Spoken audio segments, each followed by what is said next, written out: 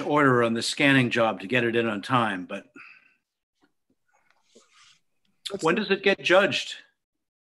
I think it's supposed to be getting judged, if not this week, next week, you know? Uh-huh. Yeah, so we'll see what happens. Order a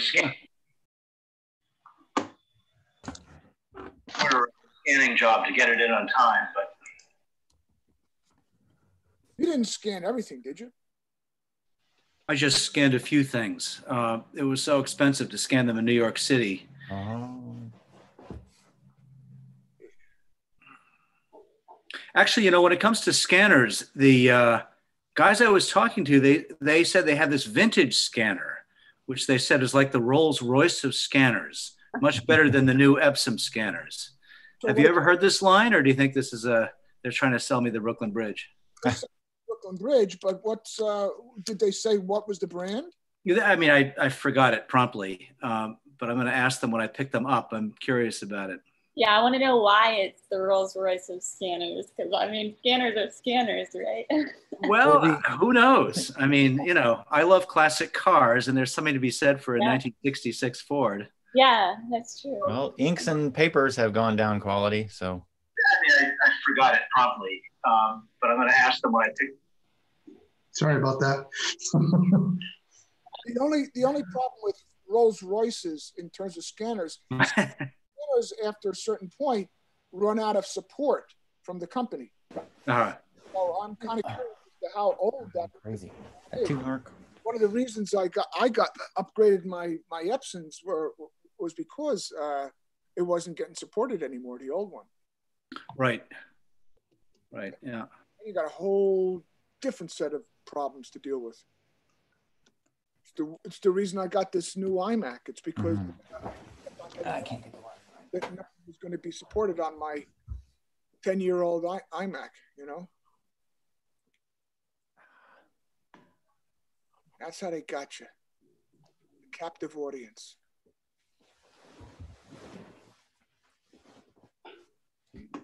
All right.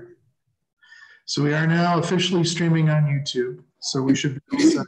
So if you know anyone who doesn't want to be on Zoom and just wants to watch it, they can either go to the Norman Rockwell Museum website, or they can go to the Norman Rockwell Museum channel on YouTube, which is just youtube.com/Norman Rockwell Museum. Right. So we have about 5 minutes, so we'll just hold out. People are wandering in, so. Hello.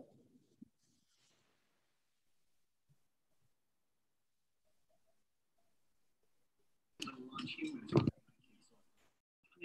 right, so much more ahead during this afternoon. Special tribute to veterans in the 2020 New York City Veterans Day salute. So still ahead.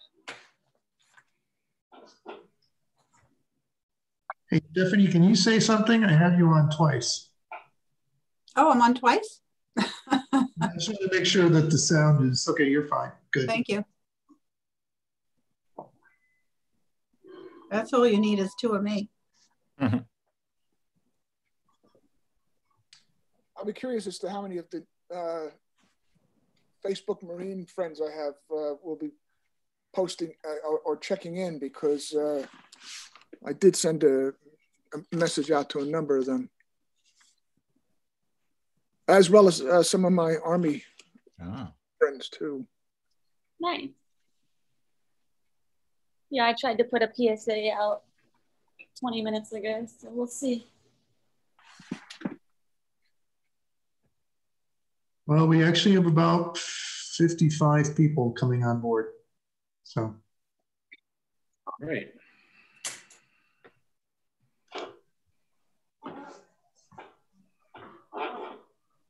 Is Mike Fay there?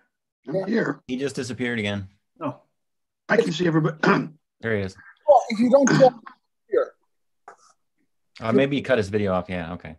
No, yeah, I'm back. If you click it, it'll scroll to the other screens. You change it so you can see everyone if you want by just clicking on the up at the top. You'll be able to click on multiple squares, so to speak, of everyone.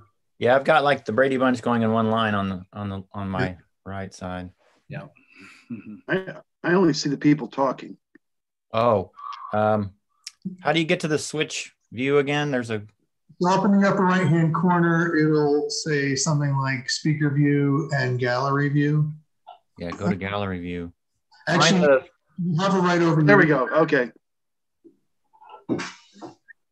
He's This much is better. I'm sharing my screen, so sorry.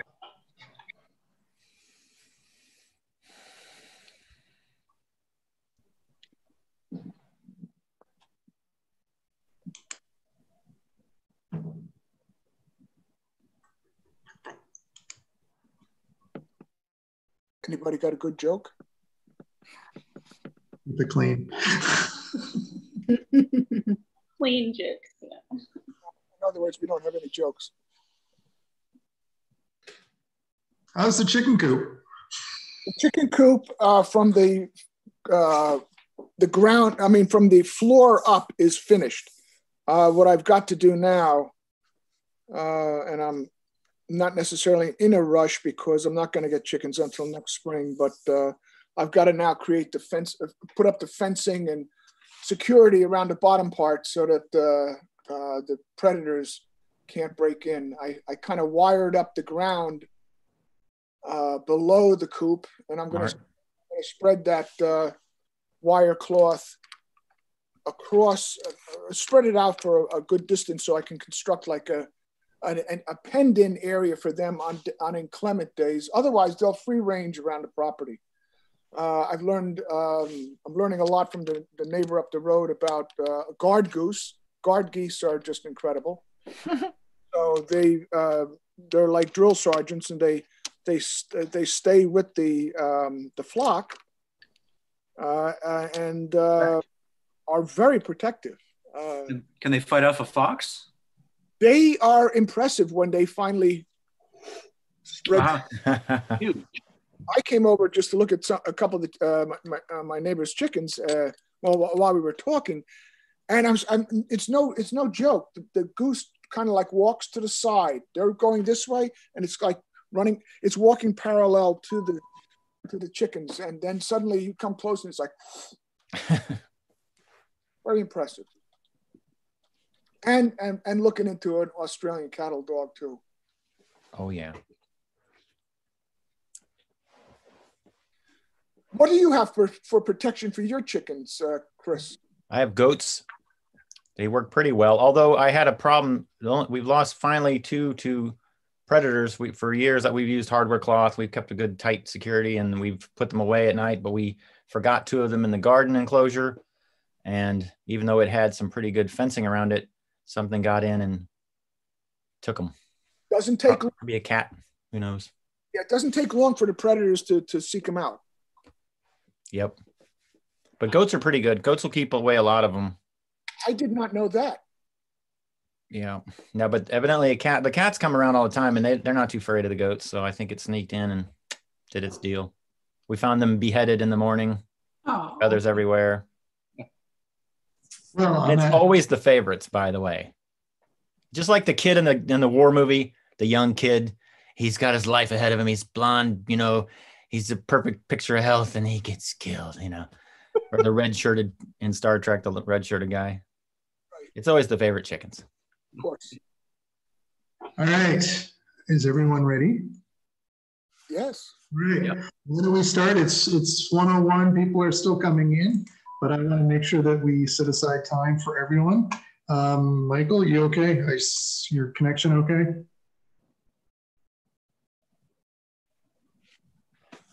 Oh, we might have lost Michael. Hopefully he'll come back online. But we'll do the introduction and we'll go from there. All right. Hi, everyone. Thank you for coming to see us or coming online to see us for Veterans Day. My name is Rich Bradway, and I'm the Director of Digital Learning and Engagement for the Norman Rockwell. I think I'm back. There we go.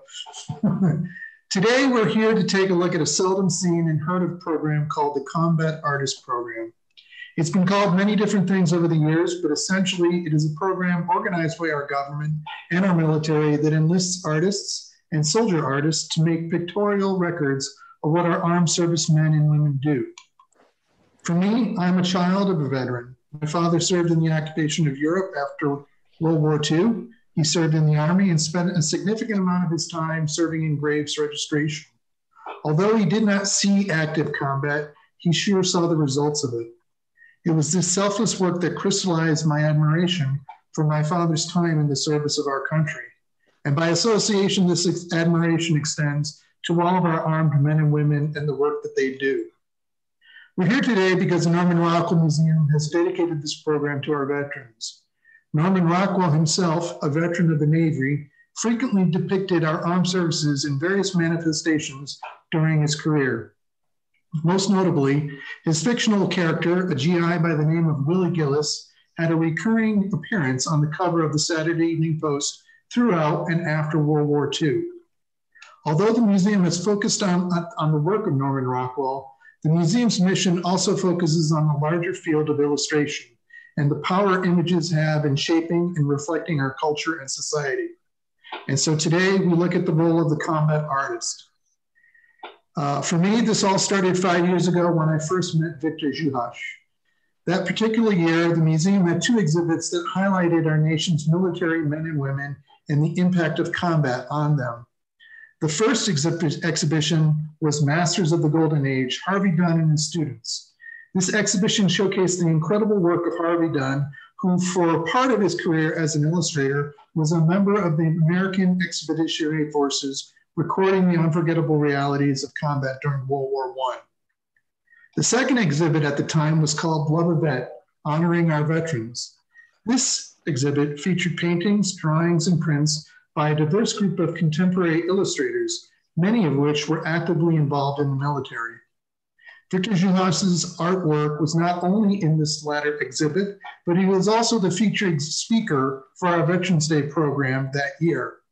It was during this presentation in the program, it was during his presentation that I learned about the work of the combat artist. Through subsequent conversations with Victor, I discovered that despite the ubiquity of cameras and photography today, a number of artists and illustrators are still actively engaged to serve as combat artists, depicting the dedicated work of our armed men and women. Before I introduce today's panelists, I would like to introduce Stephanie Plunkett. Stephanie Habush Plunkett is the Deputy Director and Chief Curator of the Norman Rockwell Museum and the organizer of many illustration exhibitions. Before we get started, Stephanie will briefly share her perspectives on the history of the embedded art and artists. Stephanie? Thank you, Rich, and thank you to the amazing artists we have with us today. Happy Veterans Day. We are absolutely thrilled to have our artists and all of you in the audience with us. So we wanted to start out, as Rich said, Norman Rockwell Museum is dedicated to the art of illustration. And of course, the history of combat art is very, very extensive.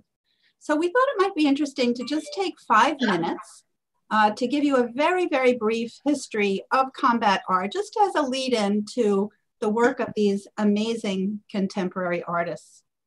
So I'll just start out by saying, I'll just make a distinction between reportage illustration, which is what our artists are doing. And of course, that's the creation of a visual record of events made as an eyewitness account, whether commissioned by a publication or a government entity. And that is distinguished from the concept of propaganda, which is designed to influence the public in support of certain ideas and beliefs. And of course, sometimes they are melded, as we know. The history of artists working in the field is long, spanning the Revolutionary War to today's global engagements. So let's take a look at just a few highlights and give you a sense of some of the artists and work that has been done in the past. Despite the growing efficiency of cameras in the 19th century, photography on the battlefield was difficult due to long exposures and cumbersome equipment. Because of this, Civil War illustrator reporters like Winslow Homer, Alfred Woud, and Edwin Forbes were engaged by Harper's, Frank Leslie's Illustrated Newspaper, and other publications to capture events and action that photography at the time could not. Even in the 20th century, as photographic technology advanced, wartime illustrators remained in demand as skilled practitioners that were able to prioritize aspects of chaotic situations and assemble compelling visual evidence to communicate complex events simultaneously and with empathy and emotion. Official war artists have been part of the American military since 1917, and programs sponsored by branches of the armed forces continue today. After the United States entry into World War I, the War Department called upon the Division of Pictorial Publicity to stimulate support for the Allied cause. Illustrator Charles Dana Gibson, who you see here, and who was the creator of the Gibson Girl, was at the time the president of the Society of Illustrators, and he acted as art director to oversee more than 700 poster designs and much more pieces, many more thousands of pieces of propaganda. He also handpicked 8 volunteer illustrators to accompany and document the American Expeditionary Forces, nicknamed the 8, including William Aylward, Wallace Morgan, and Harvey Dunn, among others. Commissioned to document the US Army's role in the war, they were first stationed in the rear, far from fighting, but Dunn urged Army command to let his contingent go to the front lines. Commissioned as captain in the Engineer Reserve Corps, Dunn was 33 years old and had no previous military training. Stationed in France, he brought along a sketch box of his own design, fitted with drawing paper on a cylindrical scroll that allowed him to move more easily from one drawing to the next. Attached to Company A of the 167th Infantry, he faced fire himself and recorded the men's struggles and casualties firsthand. These pressures left little time to finish works or send art back to the United States for publication as intended. Artists expected to have time to paint and draw from their rough sketches once retired from duty. But after the armistice, the military's interest in the project waned, and it was years later before he would actually complete his paintings. Discharged in April 1919, Dunn returned home on the USS North Carolina and would ultimately complete 33 paintings based upon his wartime experiences. Rather than focusing only on the drama of soldiers in action that had been envisioned by the military, Dunn faithfully recorded a full spectrum of emotions and experiences in his art. In 1928, Dunn completed several of his war compositions for the American Legion, which published his dramatic portrayals inspired by his first-hand experiences on the cover of the magazine. During World War II, the US military supported artists on all fronts in Europe, Asia, and the Pacific. Commissioned and trained as soldiers, they were encouraged to capture everything from the most devastating to the mundane. And more than 2,000 works were created. In 1943, Life magazine covered the war when the military art program lost its congressional funding and deactivated the art unit. Life engaged sidelined artists to travel with the armed forces to capture combat experiences for the magazine. Now on view here at the Norman Rockwell Museum in our Four Freedoms exhibition, Thomas Lee's The 2,000-Yard Stare from the collection of the United States Army is one powerful example. Compassion for soldiers is nearly universal in war art, and here Lee portrays a traumatized, battle-fatigued soldier who has been deeply affected by the war raging behind him. Abbott Laboratories, which provided pharmaceuticals and medical supplies to the armed forces during World War II, sponsored artist correspondent Kerr Eby to travel with the US Marines in the Pacific. A pacifist, Eby created some of the most stirring work of the period. For example, Ebb Tide, a stark charcoal drawing, communicates a sense of devastation even before we realize that there are figures lying motionless in the water. Newspaper illustrator Howard Brody documented the war for the San Francisco Chronicle and worked for Yank magazine in both Europe and the Pacific. After the war, Brody became a courtroom artist and returned to the battlefields of Korea, Indochina, and Vietnam. The Army newspaper Stars and Stripes featured the work of Pulitzer Prize-winning cartoonist Bill Malden, whose characters Willie and Joe portrayed soldiers with a sense of dark humor that proved to be popular with his appreciative audience. So this is just a little bit of background on a rather extraordinary history, and we are so excited to have our contemporary practitioners tell us a lot more about it. And back to Rich. Thank you, Stephanie. That was great. So what I'd like to do now is just do a quick introduction of each of the panelists, and then we'll get into today's program, if you don't mind. Okay, so I'm going to share my screen again. Let's see if I can do this. Share. All right. So I'm just going to move my screen so I can read. So first we have Michael Fay. While in the Marines, Michael D. Fay served in the Presidential Helicopter Squadron under President Reagan and participated in Operations Desert Shield and Desert Storm, Eastern Exit, and Provide Promise campaigns. He re-enlisted into the Marine Corps Reserve in January 2000 to fill the billet of combat artist with the Field History Detachment supporting the Historical Division of the Marine Corps. Michael's goal is to communicate the human face of war. During his numerous deployments between 2003 and 2013 to war zones, Army hospitals, and the Guantanamo prison complex, Steve Mumford made hundreds of drawings on the spot, bearing witness to war and its consequences. Mumford synthesizes experiences and observations from his trips into large-scale oil paintings that involve specific and universal aspects of war. He's also interested in covering current events in his art, such as the BP oil spill that he documented for Harper's Magazine.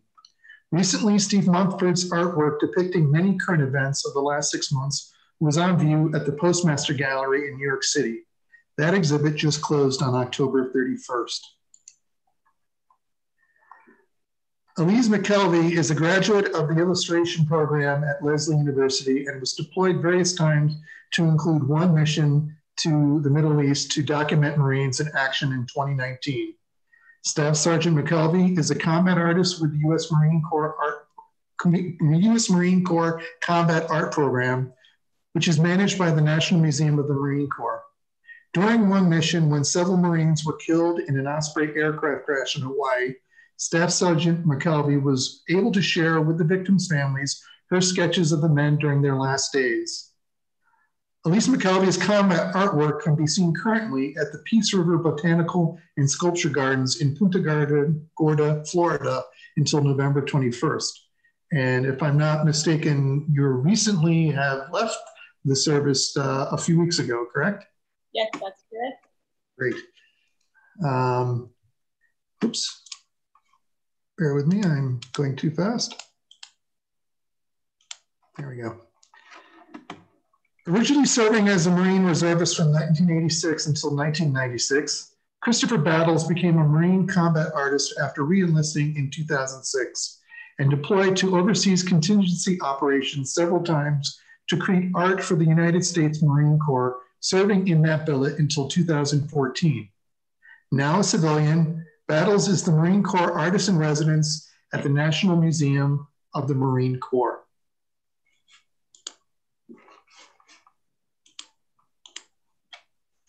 And Victor Juhasz is a popular political and editorial illustrator for many of today's major magazines and newspapers. Victor began collaborating with the Joe Bonham Project in 2011, drawing and painting wounded soldiers and Marines at Bethesda Naval Hospital and McGuire Hospital in Richmond, Virginia, documentation related to the wars in Iraq and Afghanistan. That year, he embedded with 152nd Arctic Thunder Dustoff medevac unit in Kandahar, accompanying Army medics on helicopter rescue missions. The resulting drawings and writings inspired by his experiences in Afghanistan were published in the online edition of GQ magazine in 2012. His visual documentation is part of the permanent collections of both the U.S. Air Force and the United States Marine Corps. Recently, in June 2020, Victor's artwork sketching essential workers during the COVID-19 pandemic was highlighted by Rolling Stone magazine. So thank you all for attending today and participating in this program. I'm really looking forward to what we are going to be talking about. So what I thought I would do is start off with the question, why be a combat artist? How do you explain to soldiers you are depicting what you do? And I guess I'll start with Michael. This is Michael's image here. That's a big question. A lot of Marines were not aware that there was an art program. And so when I showed up in Kandahar in the first week of January 2002, part of what I had to do was explain to them why I was there. And so I had to come up with an explanation. And most Marines understand that the Marine Corps, to a large degree, exists because of our history and traditions. And part of my job, and at that time with the Marine Corps History Division, was to capture their experience, and of course my experience, through artwork. And once I sat down and started sketching, the whole experience took on a life of its own. The Marines appreciated the fact that the Marine Corps not only had photographers, but had sent artists, at least one artist, out to the far tip of the spear. And just like you had said, to get the full spectrum of the emotions and the experience, which included my emotions and experience as well. And the first painting you saw is called All Eyes Down. And this one here? Right. And what I realized, this was the first time it was like Shel Silverstein, where the sidewalk ends. And the Marines were walking very, very carefully, as well as myself, because the area around Kandahar International Airport was heavily mined. And the type of mines that they had weren't the big ones. They were little toe poppers. They were meant to create casualties. And they had been there since the Soviets had been there. And they still worked. Every day somebody was losing a foot. So when you're walking, not only you were kind of scanning and looking at the horizon and what was around you, but I realized based on my own experience, there was a whole aspect of all eyes down. And because those that are in the Marine Corps will understand this, Marines we're never supposed to put our hands in our pockets. Well, guys had their hands in their pockets. It was cold. And so I included that. And because the art collection wanted me to show not what the Marine Corps would want to see, but what actually the experience was like, because it was cold and their hands were in their pockets. The next image is actually the three gentlemen that are off to the right, the left. Here they are. And this is a piece called Setting Trip Flares. The area we were in, the Mujahideen would come in every night and set up in a lot of these blasted buildings. And these buildings weren't where poor people lived. This is where the very well-to-do, like pilots and administrators for the airport had lived. And in the foreground, you can see those sort of geometric looking things. Those are ammo boxes for AK-47 rounds. And so what they did is they were setting up trip flares across the openings so that when people came back at night, flares would go off to let us know that they had returned to shoot at us. And it was right at sunset, so it was extremely beautiful, the light. So as an illustrator and as an artist, I was kind of conscious of the purple and yellow, and I tilted things a little bit just to make it more visually interesting. So that's sort of the artist at work. Thank you. Steve, why did you become a combat artist? Well, I didn't exactly set out to become a combat artist. I thought of myself simply as an artist that had an interest in the war when it got started. I remember in 2003 when we were preparing to invade Iraq, and I was working on a series of paintings in my studio about the Vietnam War. And I had always loved the work of Winslow Homer. In fact, I kind of grew up with that work in Boston, where they have a nice collection. And of course, Homer did all this wonderful Civil War work, not just sketches in the field, but paintings afterwards. So kind of late in the game, it occurred to me, gee, maybe I could try to do the same thing. And at that point, the embedding process was finished. There was no way to join that. So I decided just to fly to Kuwait and kind of hang out in the mornings next to a fancy hotel where the journalists were going into Iraq. And this was right after the initial part of the invasion. I think fighting was still going on in Baghdad at that point. And I wound up getting a ride with a couple of French journalists. And so we kind of went through Basra and Nasiriyah, various towns on the way to Baghdad. We took about, I don't know, maybe 10 days to get there. And by the time we got to Baghdad, the fighting had stopped, but everything was in a kind of a state of quiet chaos, with the US Army attempting to act as a sort of pseudo police force and not doing it very well. But for me, it was like a playground. I just wandered all around Baghdad with my sketch pad, eventually found a unit of American soldiers who agreed to let me join them on patrols. Everything was completely informal at that point. And then I was hooked. And I guess just as an artist who was interested in drawing from life and kind of telling the naturally dramatic stories about life in a war zone, it was an amazing experience. So, Steve, I got a question from our viewers, Kristen, and looking at this particular image, while you're embedded, do you make your art, is it drawn from photographs? Is it from memory? Is this what you're seeing? I'm just curious, because this is right. So this one is kind of the exception. Generally, my rule is to always work from life. And I would always take photographs while I was working from life. I had a small point and shoot camera, so I could sort of quickly and unobtrusively take a split second to grab a photograph while I'm drawing. And the point of that is if I can't finish the drawing from life, then I have a reference to use if I want to add more detail. In a case like this, this was an IED that went off in Ramadi, and it happened in a split second. And I had literally just time enough to grab my camera and take the picture as the smoke and dust was settling from the IED. And so this was entirely done after the fact. Generally, I found that was the case with combat. Combat, in my experience, was always, or almost always, over quickly. And it was hard to actually draw while combat was going on, although there were a couple of interesting exceptions. So most of the drawings that I did, and I made 8 trips to Iraq and Afghanistan, the great majority of the drawings are things that happened in between any kind of combat.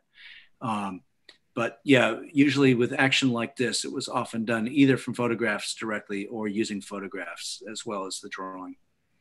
So we'll take a look at another one, and this one here is just, you know, a pretty stark image here.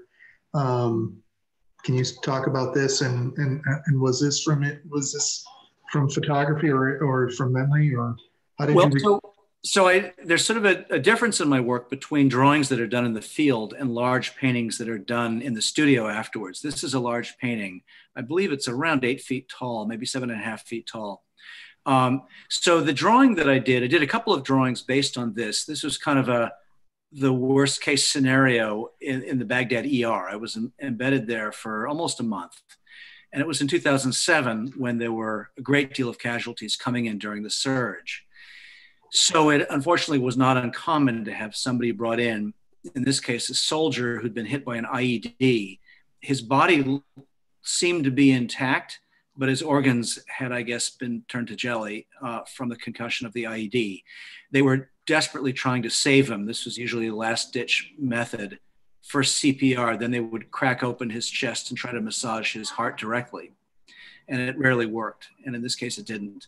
I was struck afterwards, after working on the drawing, by how much it reminded me of Renaissance or Baroque paintings of like a deposition from the cross. The sort of almost pyramid-like composition of her being on top of him, trying to bring life back into his body. So what happened was, back in the studio, I hired models to recreate the situation and bought the kind of appropriate clothing that they're wearing in the Baghdad ER. So this painting is much more artificial. Usually I would find that every so often I do a drawing that to me seemed to go beyond the specifics of that scene. It suggested certain universalities of all wars, in this case, losing a casualty. And so I would try to do a painting where it didn't have to have all of the detail of the actual scene, or it didn't have to have those particular people. It just had to give a sort of feeling of verisimilitude of what it was like to be there, but also these larger issues of what it means to be in or near a war zone. So just because I probably didn't make it quite clear, 3 of you were in active service prior to becoming artist soldiers or soldier artists, and 2 of you are civilians. Is that correct? Correct. And can you speak a little bit to those of you who were soldiers, what was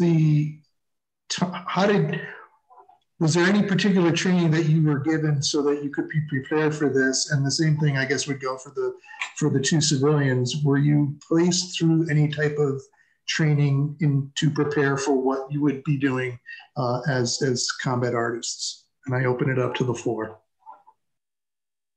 Well, on the Marine side, Mike Fay and Chris Battles are the ones that taught me this, which is we're Marines first and artists second. So that means that we go through training just like other Marines. We go to boot camp, MCT, and then we go to our primary job duties. Since combat art isn't a primary job, it's more like a billet or a secondary job within our job. So we get all the training, we learn how to shoot a rifle, so that when we are, and if we are in the front lines, we can not be a liability and we're able to take care of ourselves and the Marines around us. As the war went on,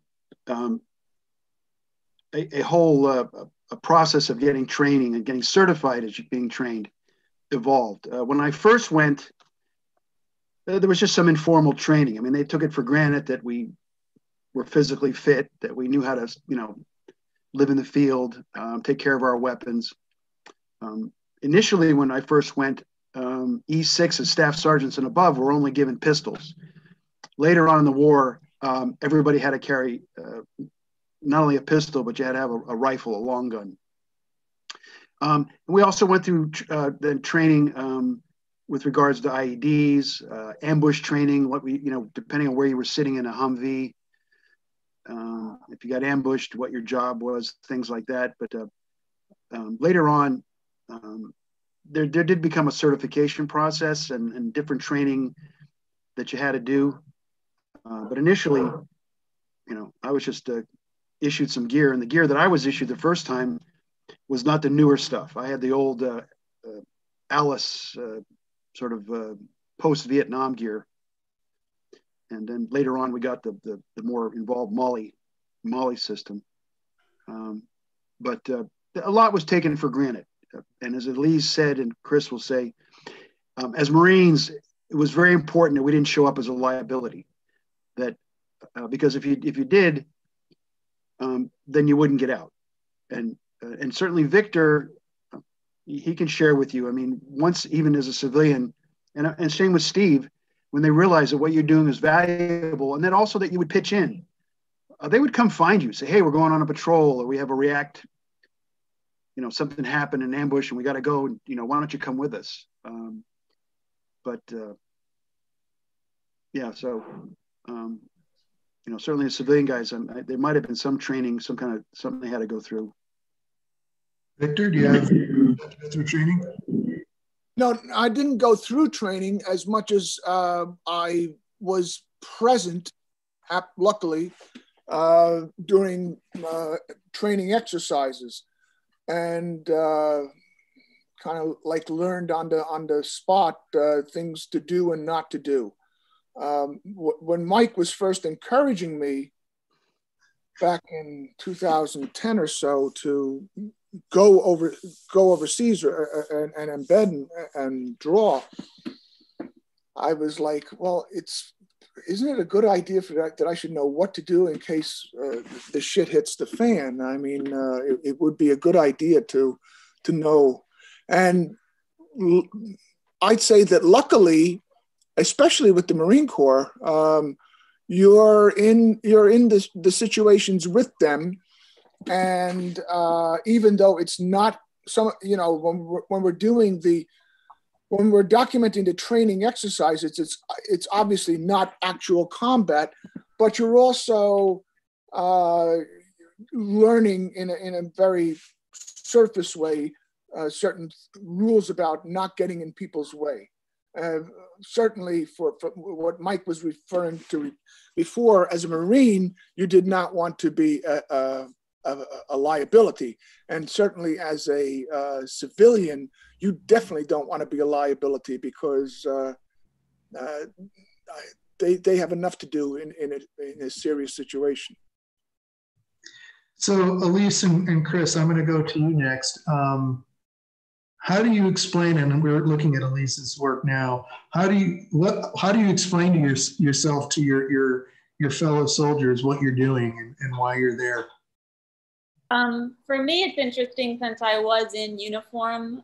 Oftentimes the Marines just kind of accepted me there, but I was also attached to these units as a photographer or a public affairs sort of job title. So when I initially get there, that's what they think I'm doing. And then I start to break out the sketchbook, and I slowly talk to them about combat art and the history of it. And often when you mention to Marines that your portrait or you're going to be in the museum, you're going to be in the history books, they get excited. And telling them that the difference between what I did in my primary job, which was advocating for the Marine Corps in a certain light, and the Combat Artist program, which tells the story in the raw emotion as it is, they like that. And it takes some time, but I've never had any issues. And once you start drawing Marines, they all love it. So what are we looking at here? Yeah, this is what Victor was mentioning, which was a training exercise in Quantico, Virginia, through the basic school, which is where the officers get trained. And they were doing a mount town. So basically they were raiding these buildings and learning how to navigate tactically through, smoke screens to get to their objective. And that was a depiction of this moment. It is very fast paced. It's very hard to sketch these events from life. You'll get very, very rough drawings. So often we'll take those photos and those sketches and make final paintings, which is what you see here. Elise, can you just explain what MOUT is, the acronym? Yeah, MOUT is, you guys, military occupation. Operations. Wait, what is it? Urban train. So basically it's an urban environment with buildings, and it was really important during Afghanistan and Iraq, where they were doing that door-to-door situations like they were back in the day, to learn how to navigate in those environments. So Mount Town is very important for their training, and that's what that is. And this is also another sketch from the same situation where a Marine was sights down range, making sure that his fellow Marines were getting where they needed to go. This is just a micron pen sketch. Very quick. And Chris. Yes. Tell us your story. why be you actually actively became a part of this program, and your images range quite dramatically. And here's an example of one. What's the name of this one called again? This is of Binox, Bottles, and Flypaper, and it's a slice of life image. Most, of course, situations in the military, whether you're even in a combat zone or not, are simply slice of life. That just every day, every Marine, what they're going through, boredom, you name it, everything that's going on. So here I was fascinated as an artist with the light coming through the flypaper and the bottles, because all artists like to paint light, whether it's allegorical, symbolic, or real. And it's a joy in pushing paint around as well. But we also love to tell the story. So this was just one of those situations where the composition and the narrative and the interesting composition and formal art structure came together. So I did sketch these gentlemen while they were there. A lot of times when you're in a fob, you can go around and do this sort of thing. There's plenty of downtime. But I also snapped a bunch of pictures. And so this was one of those where there was some really good artistic things coming through, as well as the narrative. I also want to say that with Chris's inside the watchtower, a big part of our art is that it would resonate with Marines even years from now. Amen. And every Marine that was in Iraq or Afghanistan this was a lot of their time was spent this way. And for your viewers, if you go on YouTube, just Google or do the search engine Mama Dog. So all you got to put in is Mama Dog, and you'll see you'll understand once if they watch. Yes. The boredom will make you almost lose your mind. This is actually a sketch from training, but it is from life. You learn how to sketch very quickly. The good part about training is you don't have to worry about getting shot. There were at least one time where I had to sort of say, oh, I better not really draw right now because I can see the village. And if the village can see me, then that's not a good thing necessarily, that I'm sitting here open to be shot. Anyway, but so we do a lot of sketching as rapidly as you can. Your pencil is just going or whatever you're using to draw with. And then like everyone has said, we take those and they inform our formal pictures, our more fine art studio pictures in the rear. And also we do, if you can see right here, you've got the name and the date, and we try to get their, get who we're drawing, because we are telling their story. It is about specific people, but it's also about the archetypes. But we do like to make sure that years from now, that person can say, hey, that was me right there. Mike, didn't you once tell me that you were on with your unit and you sat down and you started drawing, and the next thing you knew, you looked up and nobody was around you anymore? Well, yeah, that was when I was first in Afghanistan, and that's when I realized that the camera came in handy. I also had a situation in Ramadi at the government center where I sat down on a rooftop, and Chris sort of said it, but I was there sketching, and a sergeant who was sort of the sergeant of the guard on the rooftop of the government center came over to me, and I was a gunnery sergeant by that point. He sort of chastised me and said, you probably need to move because you don't have your helmet or flak on. He goes, we have active snipers. And I realized, I'm in a rather exposed position. Yeah. So Victor, we come to you. What was your motivation? I mean, like you said that Mike basically kind of spoke to you about becoming part of the program, but I mean, I'm just curious, like, what was your perspective? Well, prior to meeting Mike, I had already been working, doing work for the United States Air Force through the Society of Illustrators, their art program that was in conjunction with the Air Force art program. And we would do these missions where there would be about 4 or 5 days. You'd go with a bunch of artists, and you were kind of like chaperoned around. and you really didn't spend too much time on any one situation.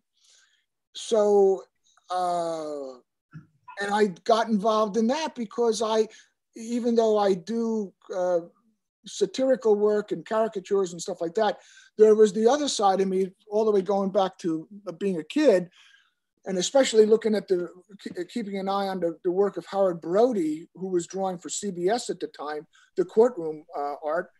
I said, God, I'd love to do this kind of stuff too. And then when I got to meet Howard and we started talking, and I realized what a significant part he played in the World War II as a combat artist.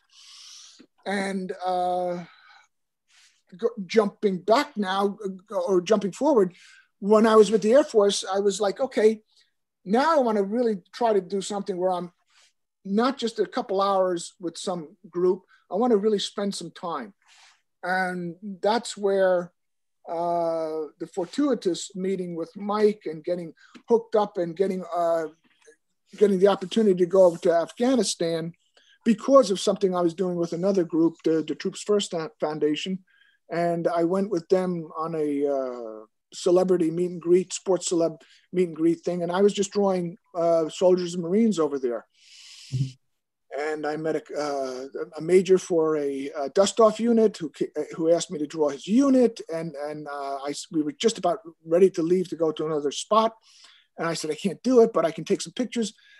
And that became a correspondence with them. And then I finally managed to get over to Afghanistan and embed for a few weeks with the 152nd Arctic Thunder.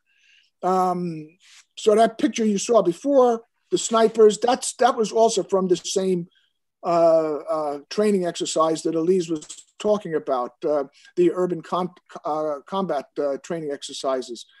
In that situation, I had the opportunity to sit for an hour and a half while these snipers, these Marine snipers, were setting up position and just for the most advantageous response. The gentleman, the Marine standing behind, kept on jumping around and looking out the windows and telling his gunner, where to best train his weapon on. Lots of drawings, lots of photographs, and then you saw one before in the introduction. That was one of the prelims, and then you just kind of threw it together, and I made it into a painting.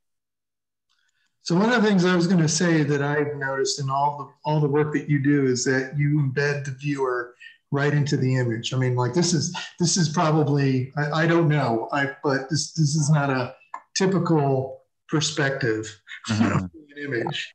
I went up to the next level on the training boat or the battleship, and just kept on looking down. And I said, this is an interesting point of view and I did a bunch of sketches that way and took a whole slew of photographs and kind of came home and started throwing it together into a painting as well. This is currently hanging in the National Museum of the Marine Corps, by the way. This image. Beautiful, very beautiful. So one of the things that you all sort of remarked about was the fact that as you're depicting these soldiers, you start to develop a rapport with them. And so this next sort of round of images sort of focuses on the faces of the soldiers. So I've got a couple here by Elise. You want to talk about these, Elise? Yeah, this image in particular was when we were in Iraq, we first went to Kuwait. So myself and Victor were covering events that were going on the base there. And one event was the female engagement team, or the FET team. And for me, I was a part of the FET team on one of my deployments in 2015. So it was really interesting for me to see their training from an outside perspective. And for those that don't know, the FET team started out as a Lioness program where female Marines would attach to infantry units in situations where the men couldn't talk to the women or children, for instance. So they had FET team come in and help them with that. So that's what this Marine was doing. She was training on the FET team. So I got to do a little, this is a Prismacolor sketch. There's also about 6 other drawings of them in my actual sketchbook. So I was with them all day. And then you had a few renditions of this soldier, but I chose this one. Yes. This piece in particular was what I got to go to the embassy in Baghdad, and I was on the roof with the Marines up there, and these were snipers. And they were sitting around for about an hour with their weapon systems because the CEO, the commanding officer, was coming around to look at the weapon systems, kind of like a little tour. And so it was the golden hour, and I managed to do a sketch on location of this Marine. And I loved it so much that I decided to partake in what's called metal point drawing, which for those that don't know is a technique used before the invention of graphite. So this is silver and gold wire. The original is very big. Mm-hmm. And I thought it was interesting to connect the glow, like the golden wire with the golden hour. But yep. From a curatorial perspective too, we're very happy to have this in the Marine Corps collection, not only because it's a very nice drawing, but because it's silver and gold point. It's a wonderful sort of homage to older. It really forces you to pay attention to the details of that Marine that you're drawing very closely. So. It's a beautiful drawing. I love the cross hatching on the right side, slight shadow over his shoulder and his hand. Thank you. Delicate. Yep. Very nice. Chris. Yes, sir. You had a few portraits that you included in the work that you sure. did. So here's one.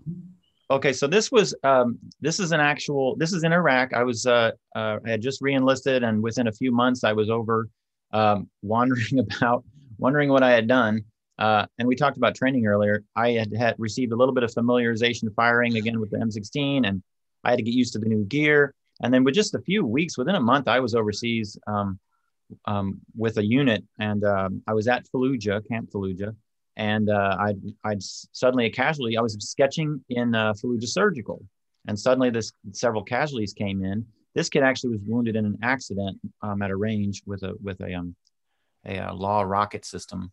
But he's of the recon battalion. And so I was sketching all these individuals in here, and it just struck me as a sort of this young kid, once again, the flower of our youth, fearless, and they've got their whole life ahead of him. And luckily, of course, he was not killed. But I couldn't resist sketching, and they let me in. They would not let me in with a camera, by the way. So I had to go in with my sketchbook and just go feverishly. And so I did a series of drawings of not only this young gentleman, but of this young Marine who was part of my old reserve unit, the 24th Marine Regiment. And so I took a series of sketches of the surgery, which they would not have allowed me to do with a camera. So I kind of wish I had gotten some color studies and some photographs. I would have done a bigger painting of this, but and several of the surgeries. But it just really was a good thing to capture. And in a sketch, I think when you get a sketch that it works, it may not be perfect, but it can help tell a story in ways that sometimes a bigger painting can't. There's certain things about it that are very valuable. So I enjoyed this one. And then you had this one here, Benjamin Shorthouse. Yeah, this is one in the training, in the same training that we've been talking about. The young lieutenants get trained in how they're going to do their thing. And so this is in a briefing beforehand, and they're all sort of gathering and listening to people talk, and basically give a brief pre-patrol brief. And so this is actually the time, and the other artists will probably ratify this, most of the time when you really get a chance to draw, even though there's not a lot of time, and it's like a few moments, you have to learn how to really render as efficiently as you can. And they're really kind of like these practice scribbles where you sort of get in the zone, and it takes a few rough ones. Then eventually you're starting to really, dash it here and dash it there, and it comes across as kind of what you want. But the only times you really get a draw is when there's mainly downtime. I've only been actually drawn once in a sort of active situation, and that was when I was on a rooftop when I was secure from being, shot or anything like that. But this is a training exercise. But I submitted this one simply because it's, once again, I think the sketch worked relatively well, and it talks about that person. So it's Second Lieutenant Shorthouse. You're always a certain emotion from the sketching that you don't get with photographs. And I think this is a good example of, why we draw, why we are still relevant. You're always grateful for these briefs because they can go on for about 45 minutes to an hour. Mm-hmm. And you have the Marines in this situation are a captive audience. They're not moving around. So you actually have a chance to draw them. frozen. Michael, Even you'd be amazed at how much someone can move even when they're standing still. Yeah, that's true. I find nap time in between missions is the most guaranteed still Yes. body. Yeah. Michael, Some of my best work is sleeping Marines. Yeah, me too. I have a great drawing of Chris asleep. There you go. Working hard. Yeah, that's the problem. Is all these people see all these drawings of people just sitting around and sleeping and such, and they're like, "What are these? What are our boys doing over there? Or what are our young women? Whatever." So Michael, you had a few portraits as well, and what struck me with your images, they're very similar to that 2,000-yard stare. I mean, some of these soldiers are definitely have seen some battle or seen some action. Do you care to speak about some of these? I've got a few of them for you. Sure. I just want to reflect it because Victor and I have talked, and also Steve, but Victor and I are only 1 year apart. Steve's still in his 50s. Just turned 60. You did? Oh my gosh. Today. Happy birthday. Wow. But we grew up in a generation that, we were glued to all those old Life magazines and those first art books that came out with like Tom Lee's artwork and others, Kerr Eby, and then trying to copy it. I think Victor and I, our politics might be very different, but we certainly grew up, drawing Revolutionary War soldiers, Howard Pyle's, the going up, Bunker Hill and all that stuff. We're just fascinated. And I also want to mention that I think one of the things about the body of artwork from I don't even know if this war is over, but our longest war is there's a lot of artwork I know that I have and others of female soldiers and Marines. And in particular, minorities, African Americans. And so this is one of the first pieces I did, was at Kandahar Airport. I know what her name is, it's somewhere, but off the top of my head. But she was a supply Marine. When a Marine Corps unit deploys, it essentially has three elements: has a ground element, has an aviation element, and a fleet service and support element, the supply. And so she was there. She had I don't have it in the picture, but she had a squad automatic weapon, because even the supply people, they got to provide their own security and their own whatever. And there she was at Kandahar International Airport, and she was on her way doing something. So this was from a photograph, and so that this is just, people had what I call the look. So it wasn't hard to find the look, because they had been there. It was really tough. It was freezing cold. You had to sleep with your water, because I'm here to tell you, you cannot drink frozen water.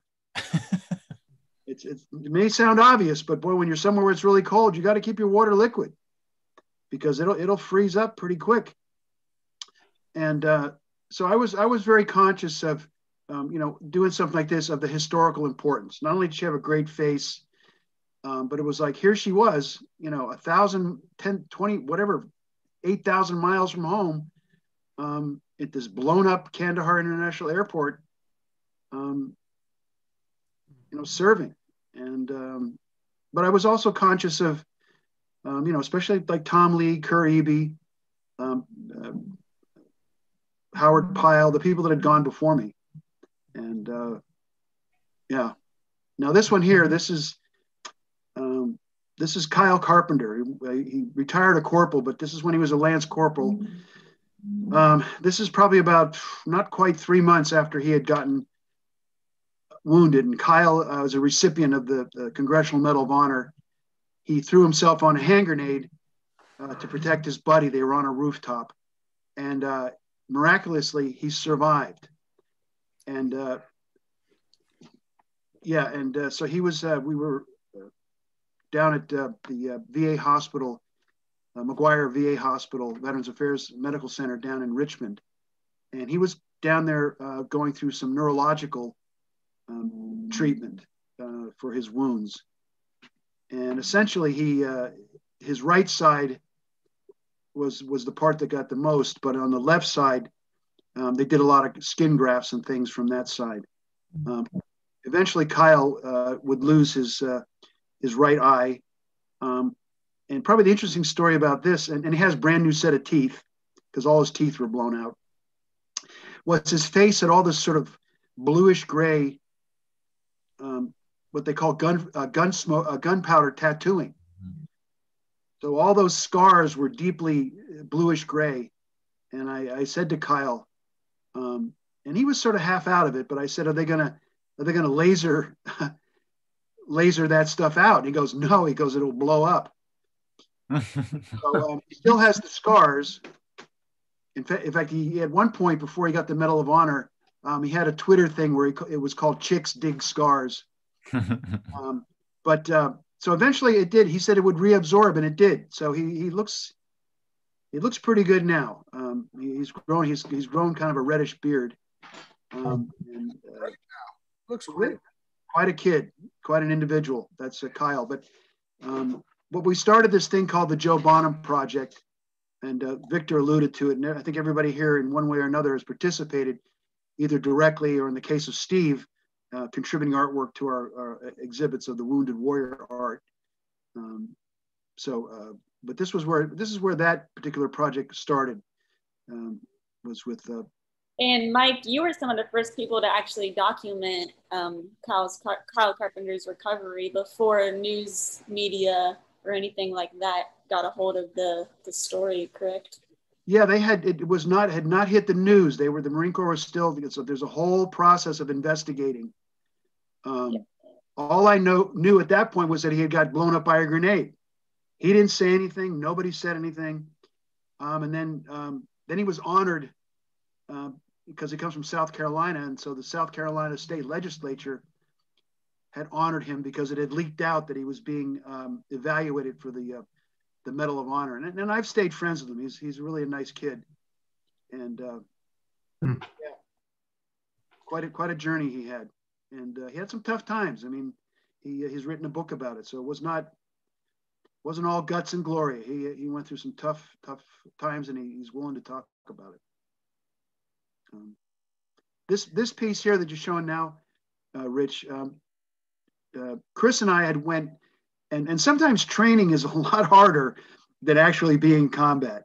And we spent 2 weeks with a Marine Reserve battalion out at 29 Palms for something called Mojave Viper. And Mojave Viper is a very intense, very dangerous live fire training evolution. And then we went to their send-off from where their reserve unit was leaving out of New Jersey. And as an aside, Chris and I got to meet, and I'm sure Victor knows this name, Joe Kubert, who was the famous illustrator that did Sergeant Rock, because I certainly spent hours upon hours copying his artwork from Sergeant Rock comic books. But the families were saying goodbye, and they had little kind of very stiff paper American flags. And so like a lot of times, you're trying to do some sketching, but there's a lot going on. And I think Stephanie had said, one of the things sketching does, it helps you prioritize the elements in a chaotic event. I wrote that down. That's a great quote. And so there was just these pictures, and there was just this father hugging his son, and just the look on his face, because his son doesn't see that look. I don't think he showed his son that look, but it's a big part of the whole experience, the little flags and the parents. So we wanted to make that part of the art collection because, these military families, I know what Kyle's parents went through. And, certainly this father's he doesn't know what's going to happen. Hopefully his son came back, whole. Can you speak a little bit about the Joe Bonham Project? We've referenced it, but I'm not quite sure everyone knows what it is. Well, it's called the Joe Bonham Project. And Joe Bonham is a fictional character. He's the main character in Dalton Trumbo's World War I anti-war book called Johnny Got Its Gun. And I know most of my hippie 60s baby boom generation, it was a book that we read. And then I think they made a movie about it. But Joe Bonham, I think the book, it's harder to read than Kafka's Metamorphosis, because Joe Bonham, he gets blown up by friendly fire. loses his arms, his legs, his entire face, ears, everything. But he's a medical miracle. And the doctors, they just think he's a medical miracle. They don't realize that Joe, the soul, is still in there. And he learns to sort of tap the, I'm moving my shoulder here. He learns to tap his stubs to communicate, and they realize he's there. Unfortunately, Joe is asked towards the end of the book, like, what does he want? And he just says, well, I want to be put in a glass case and taken around the world to show people what war is all about. And sort of like the final scene from the first Indiana Jones movie, he's sort of carted off to anonymity with orders that nobody should really communicate and talk to him. So existentially, the book does not end well with Joe Bonham. Well, when we started going into the hospitals and seeing these young Marines and soldiers, most of them were Marines and soldiers, with these unbelievably catastrophic wounds. I mean, Kyle Carpenter, he coded 3 times just on the Air Force flight to Germany. And what these people survive, and certainly Victor can speak to, he got to be really good friends. I mean, I know him, but with a young Marine named Jason Ross, who pretty much physically has what's just simply necessary to exist. And incredible story. And so, but the Joe Bonham Project was essentially to bring these Joe Bonhams out and tell their story. They were still, they're still in the fight. That's the short of it. Thank you, Michael. I think people will appreciate that. For the next sort of set of images, I'm going to go back to something that Chris spoke about the fact that sometimes you use a camera as a means of creating reference, but there are certain situations where you're not permitted to bring a camera, so you have to oftentimes draw from memory or do sketches. And I think in one of our conversations, we spoke about that specific to prisoners. And so the next set of images covers that. So Steve, I have a few images here that you've depicted of prisoners, these prisoners and those going to Guantanamo Bay. Right, so this was from Samara. I think it was late 2003.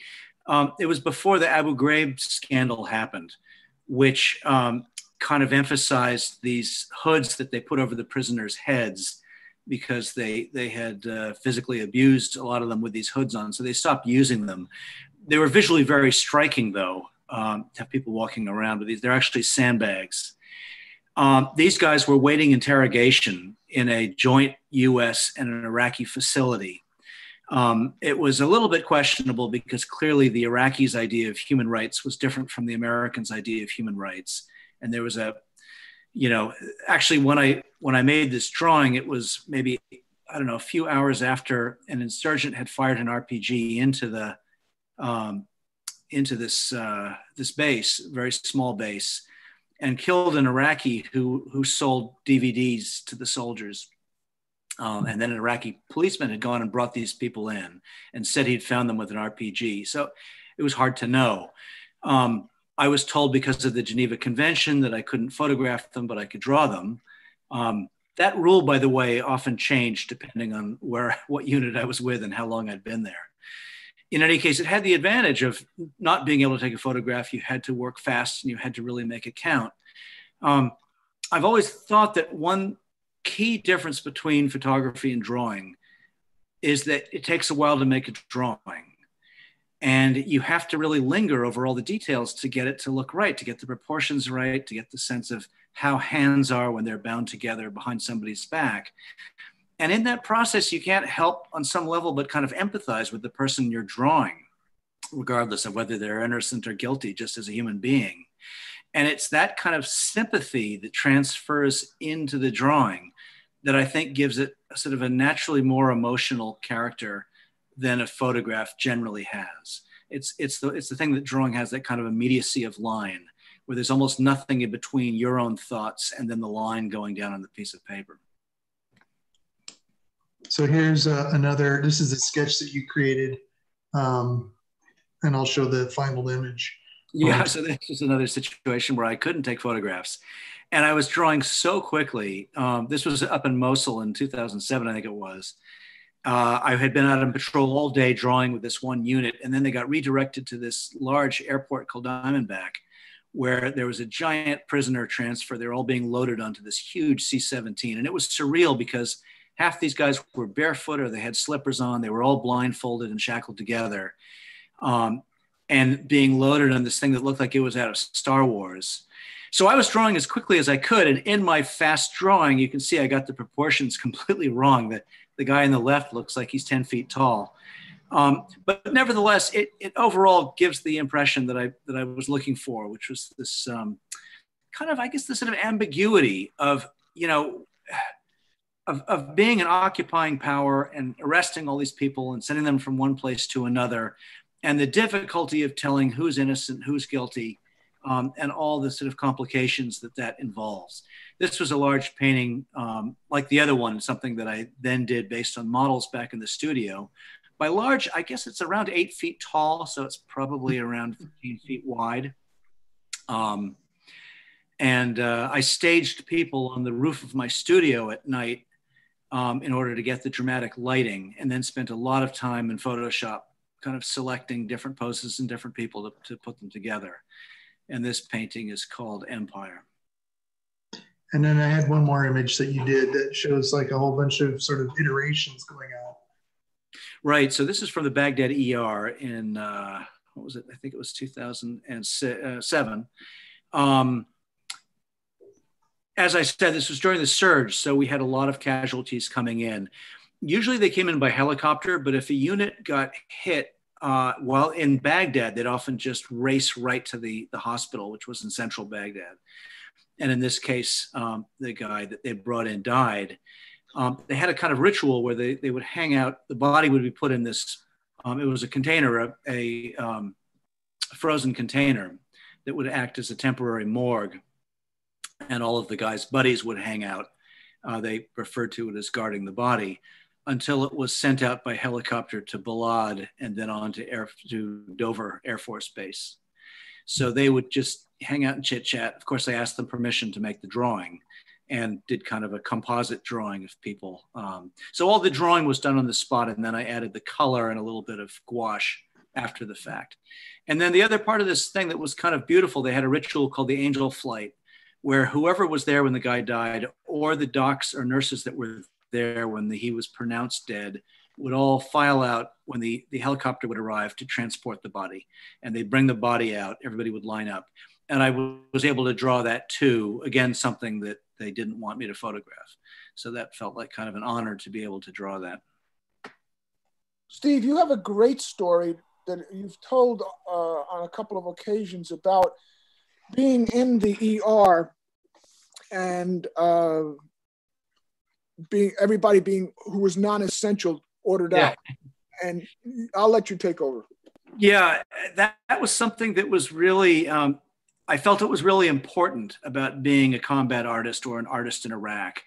And it also sort of speaks to what the Marines were saying about being a soldier first and an artist second. That when in the Baghdad ER, when a mass casualty event would happen, all the docs and nurses would kind of descend on it, and all the beds would be filled with soldiers that were groaning or unconscious. And somebody would usually walk into the room and say, all non-essential personnel need to leave right now. And I kind of decided early on that I was going to consider myself an essential personnel, that my role was there to be an artist, to record what was going on. And unless somebody directly ordered me to leave the room, I wouldn't leave. I would just keep on drawing, which often involved passing stuff to the doctors and nurses when they were operating. But nobody ever asked me to leave. And that is, I think that when you decide you're going to be an artist in a situation that is as fraught as a combat zone, you have to decide that you are as fully committed to that role through thick and thin as much as the soldiers are committed to their role or the doctors are committed to their role. And it's only by making that full commitment that you can expect to get something which is going to be interesting, I think. Victor, we talked about this the other day, this image, because this is an image that benefits from someone who's drawing, because this is actually an amalgam of a number of different, this is something that depicts an event or a scene over time. Because not all these folks were in the room while you were drawing this, or at least at the same time. Yeah, the senior master guns who was sitting at the desk there, look, and asked me, and Elise, I believe we were all on this mission, right? Yeah. With John Deckard as well, and we were covering again training exercises, but these were the people behind the scenes. This is not the Sergeant Rock stuff. And the senior master sergeant came over to me and said, "Is it possible that you can come and just spend time with us in our tent where we do the command operations control?" And I said, "Sure, I'll come." Couldn't bring a camera, so this was a matter of spending the afternoon sitting down in a spot and drawing. This was just one of the drawings, and then I kind of turned my attention to what was to my left, and just drew the Marines coming in and out of the scene there, sitting down, getting up. I actually did a couple of double portraits in that one of of Marines both sitting down and standing up. But in this situation, again, I was just facing one direction, and as the events transpired, I added people coming into the situation. And it allowed me to think of the shading. It allowed me to get more of a control of the depth of field, what was going on in there. And it's what we would call not sexy. But it's also essential to what's going on in the middle of a war game. So that actually will lead well into the next set of images. Unfortunately, we lost Chris. I don't know what happened to him, but the next set of images are actually his. And it's basically focusing on the sort of everyday life of a soldier and the work that they do. So we'll take a look at some of these, and we'll look at Chris's. Hopefully he'll come back on and we can let him speak to them. But this is one, and then there's another one where two soldiers are working on, our sailors are working on sonar. I really loved this next image. I mean, it's just an amazing piece of art, but it's also just,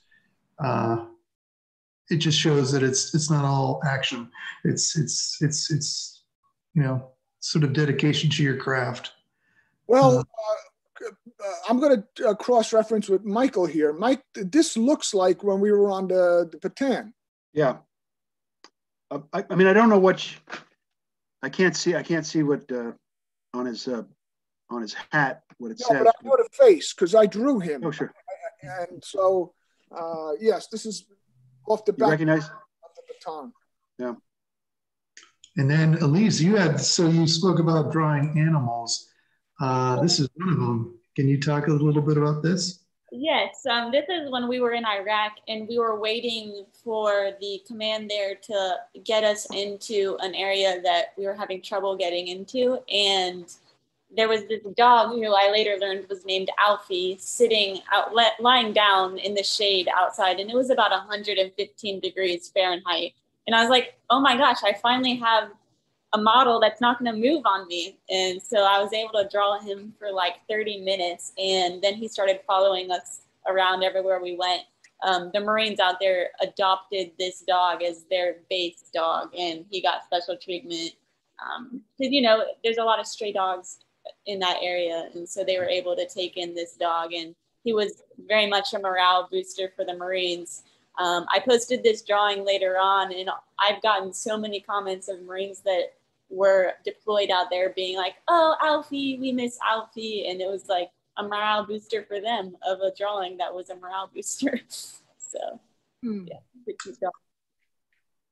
So I'm now hearing that Chris might be in the YouTube chat. Okay, well, I just sent them off the information so he can connect back. Elise, you had another image here. This is when me and Victor were in transit from, I believe it was Iraq back to Kuwait, and we stopped in Baghdad on the tarmac out there, and we ended up being, Victor, it must have been like 3 hours of waiting from what I remember, because Victor did a drawing of the similar situation, and it was very muggy, very hot, and we had to keep our flaks on because we didn't know when we were going to take off again. So I managed to get this sketch of the Marines on location, just sitting there waiting to take back off. But yeah, that was a good day. And then this is a female. Her name is Sergeant Esquivel.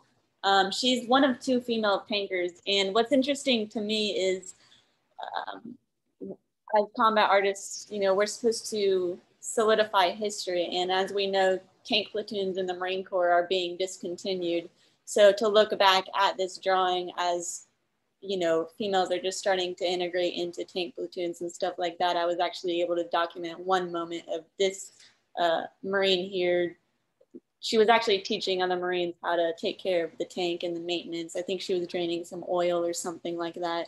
But now this moment in time is forever documented, where we may not ever get that moment again because we don't have tanks anymore. She's got a cigar, Elise? She has a cigarette. She had a cigarette in one hand and some like screwdriver in the other hand, and she was in charge of the tank platoon. So everyone had nothing but great words to say about her, and she was pretty cool. So I was unaware of the discontinuation of the tank. Yep, very recent, within the last 2 months or so. Actually, I have a question from Adriana in the crowd. She asks, what does an embedded artist career look like? Will you keep going at it, or is this just a chapter in your career? And Elise, maybe you want to speak to us since you just completed your... Yeah. For me, it's, well, when I joined the program, I obviously made the decision to enlist into the Marine Corps first because that passion I felt for the program, I wanted to see from a first person perspective. So I decided to enlist with a college degree, and I don't see that passion for storytelling going away, even though I've taken off the uniform and I'm a civilian again. I see myself where these gentlemen are in 30 years, carrying on the mantle, trying to keep the program strong, and whatever that looks like 30 years from now, for me, I won't ever stop. Yeah, could you repeat that question again? What is the... The question is, what does an embedded artist career look like? Is this just a chapter in your career, or is this something that you might keep up if permitted to? Well, it's a facet of the career. It's not necessarily a chapter. It's a facet because I think we all do something else. I mean, Steve is a fine art painter. I'm an illustrator. And this is one of the things we do, which is, and for me, it's one of the things that inspires me in many ways more than sitting in a drawing table. So it's just another section of a career that until I guess I drop dead, I'll still be doing in one way, shape, or form.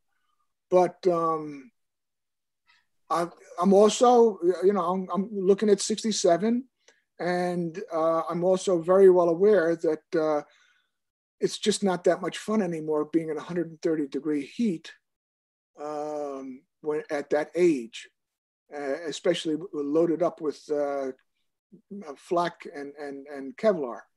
So, you know, I think that Mike was using the term reportorial art or something like that. And I think that that's really apt because you don't obviously have to go to a war zone to make drawings of interesting things that are happening from life. Right.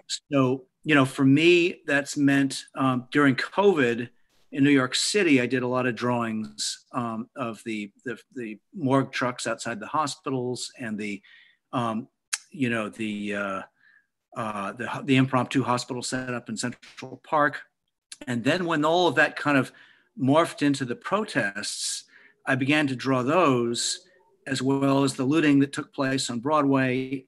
And then I went out to Portland and did drawings of the protests out there. So, you know, there's no reason, although I had to have a gas mask with me in Portland, but there's many things you can draw, which are still current events, not necessarily a war, where the drawings can stand on their own, or you could then base oil paintings around them. Yep.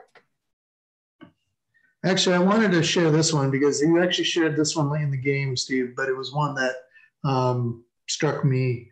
And it's I don't know if I would call it slice of life, but it's definitely an aspect of life. Yeah, for sure. This was the Baghdad ER. And this was probably in between drawings inside, and I was wandering around and suddenly just noticed this on one side of the wall where all the stretchers that would come in with sweat and blood and all the rest of it would get hosed off and then let to dry in the sun. And that just struck me right there as a kind of a, sort of metaphor for the role that the hospitals are playing in a war zone, the role of having to help people, but also the inevitability of watching them die. And while I was making the drawing, the two helicopters sort of fortuitously came up, delivering more people for the ER.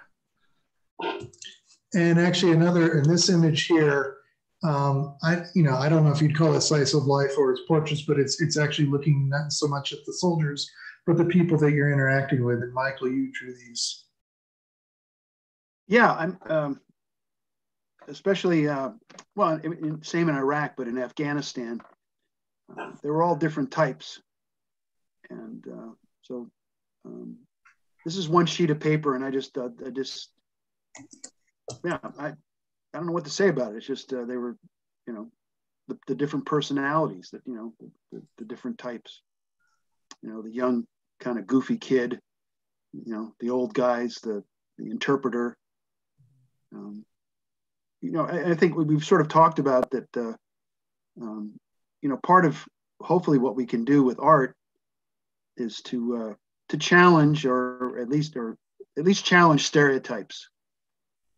You get one story of, from photography or from the news, and you get a whole nother story from what we do. I think I mentioned this yesterday when we were all kind of speaking, that a museum director once said that, reportage art, hand-drawn analog art, he called slowed vision. I don't know if he was inspired by the whole slow food movement, but it does something else. I mean, and there's enough misinformation and stereotype running around in the world.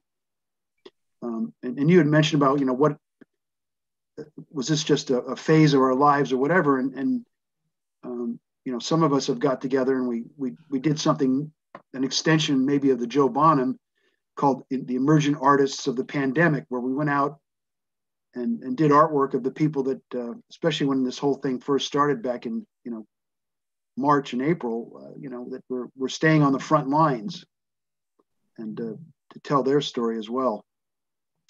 So, this is just, sometimes you're out there and there's so much going on, and I just was clicking a lot of pictures of, all the different Afghani types.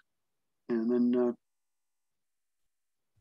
I think they work better as drawings than they do as photographs, because you editorialize, you leave a lot out, background stuff. I guess like Photoshop, you play around with the intensity of light, things like that. Yep. I have a quick question for Steve. In your large format paintings, what medium are you working in? They're oil on linen. Thank you. And we also have an artist in the one of our viewers is Mark Payton, and he's indicating that he's going to be doing weekend work with the National Guard. And he also just mentioned that the Society of Illustrators sends people to document the Air Force. And I don't know if it might have been you, Victor, that mentioned that to me as well. We had a long history with it. We have not really done anything with the Air Force in quite a few years now because it didn't get defunded officially, but it lost a lot of funding, and so I can't remember the last time I went on an Air Force mission. Yeah, I would say right now, the Marine Corps essentially has the most highly functioning combat art program. Well, the most proactive for sure. Most proactive, yeah. And I don't know, I mean, I was involved, and then with Chris being the official artist in residence, there was a particular sergeant major who I don't know who got involved and got in front of, I think, the commandant of the Marine Corps, the last commandant, and lobbied very successfully for there to be money. Money's very important to give it a more permanent footing.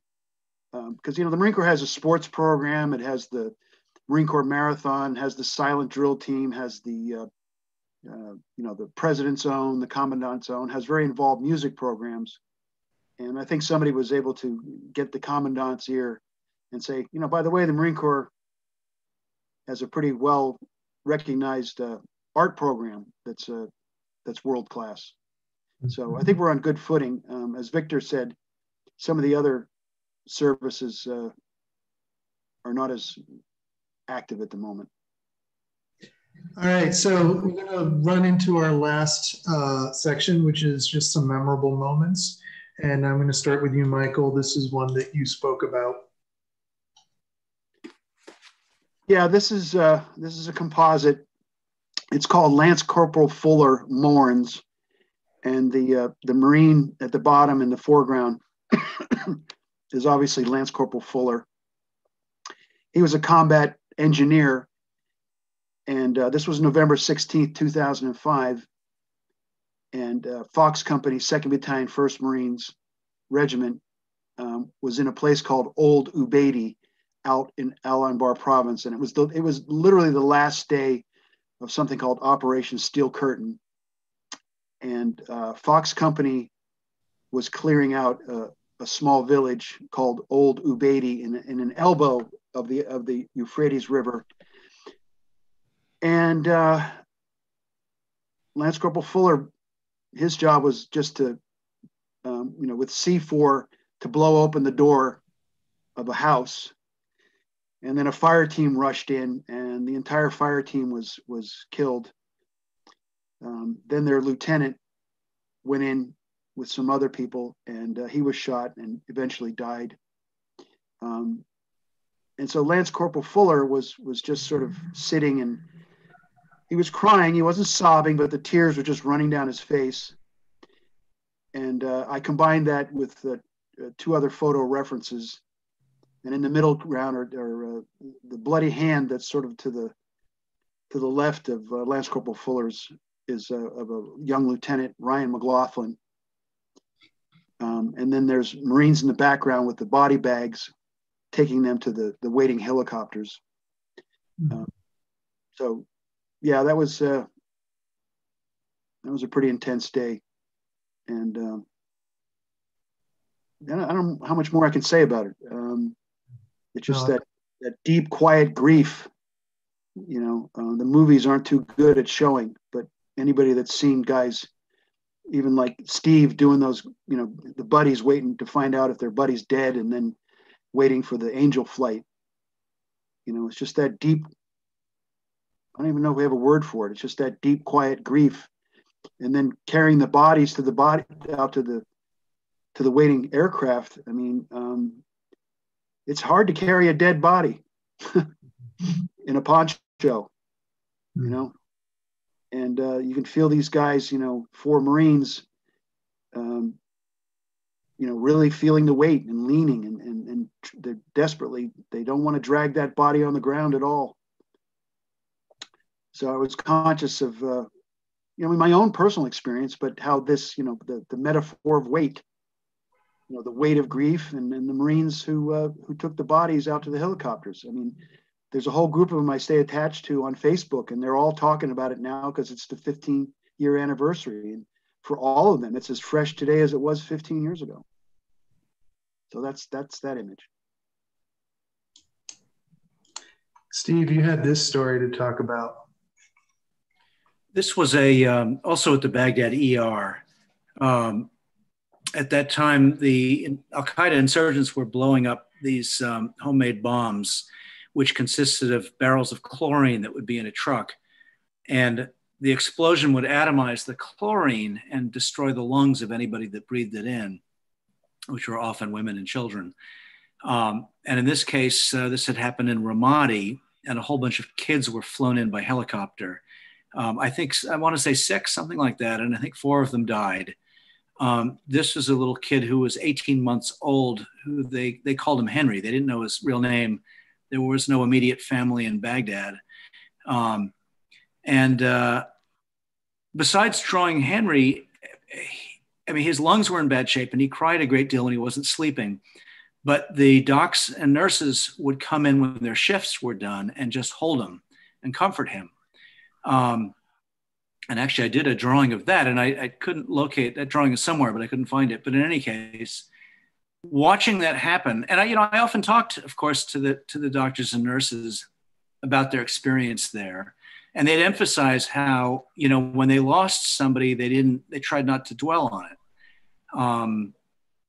All the sort of waste baskets in the operating rooms had red plastic bags for all the limbs that they would throw in there. So it was an intense place. And but when they would come to hold Henry, it felt like they were as much sort of helping themselves on an emotional and a spiritual level as they were hoping to heal Henry. And it was a very, very powerful thing to watch.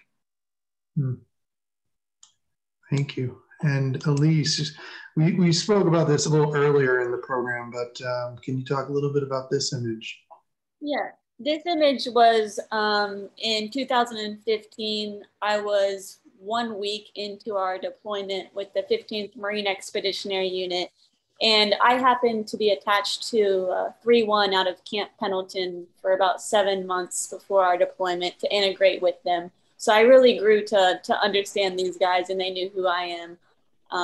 Well, on this particular day, we were debarking the ship on Ospreys to do some training in Hawaii just to prepare for the deployment, one last training opportunity. And unfortunately, one of the Ospreys crashed and we lost 2 Marines and 21 Marines were injured.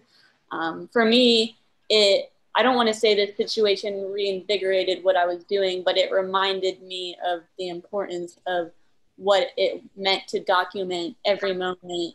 Whether somebody wanted to necessarily be sketched or not, I was still there to document that because I was able to give the families of these Marines those images and those sketches up to almost their last moments on this earth, and share with them the portraits and those moments that they didn't see before I showed them. And so this was my viewpoint of that crash, and that's the black smoke to the right.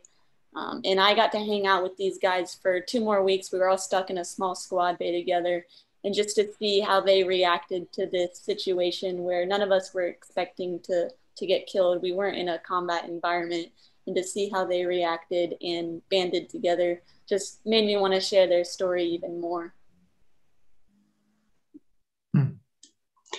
And Victor, this will end off, we'll have one more image. I'm going to show Chris's, even though I can't seem to connect with him, but we'll talk about your image, which is actually the image that is something that's stuck with me since 5 years ago when you first talked about the combat artist program.